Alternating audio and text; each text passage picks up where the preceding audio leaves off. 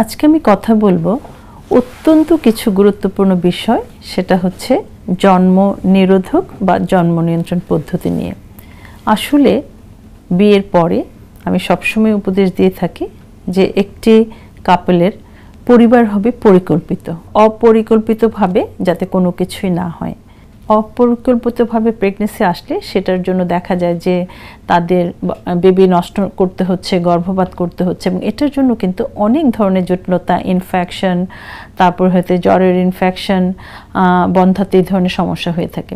তো একদম প্রথম অবস্থায় একটি কাপল যে পদ্ধতিগুলো নিতে পারে সেগুলো যেমন ব্যারিয়ার মেথড, যেটা হাজব্যান্ডরা ইউজ করে থাকে, কন্ডোম, আর কিছু আছে পিল, যেটা হলো কম্বাইন্ড পিলটা হচ্ছে অনেক বেশি ইফেক্টিভ এবং সবচেয়ে প্রচলিত।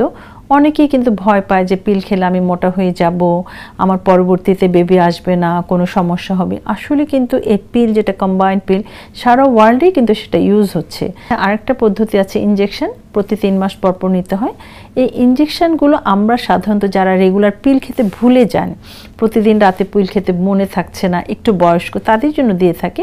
হয়তো তাদের 1টা বা 2টো বাচ্চা আছে, 3 মাস পর পর ইনজেকশনটা নিতে হয়। আর আছে যেটা নরপ্লেন, যেটা আছে হাতের মধ্যে আমরা দিয়ে থাকি, সেখানে 1টা স্টিক থাকতে পারে, 2টা স্টিক থাকতে পারে, 6টা স্টিক থাকতে পারে। এগুলো 3 থেকে 5 বছরের জন্য কার্যকরী।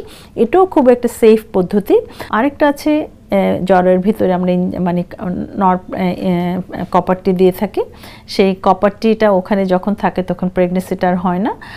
এটাও আমরা বলে থাকি যে যাদের 1টা 2টো সন্তান আছে, যারা দীর্ঘস্থায়ী মানে জন্ম নিরোধ চাচ্ছেন, তাদের জন্য আমরা এই কপারটিটা দিয়ে থাকি। তাদের যদি প্রয়োজন হয়ে যায় সে আবার প্রেগনেন্সি নেবে, তাহলে কপারটি যখন সে চাইবে তখনই আমরা খুলে দিতে পারবো। কাজেই আমাদের হাতের নাগালেই কিন্তু আমাদের অনেক পদ্ধতি আছে। আমরা ডক্টরের সাথে কনসাল্ট করে আমাদের জন্য যেই পদ্ধতিটা উপযুক্ত হবে আমরা সেই ধরনের পদ্ধতি নেব, সেটাই আমি আশা করছি।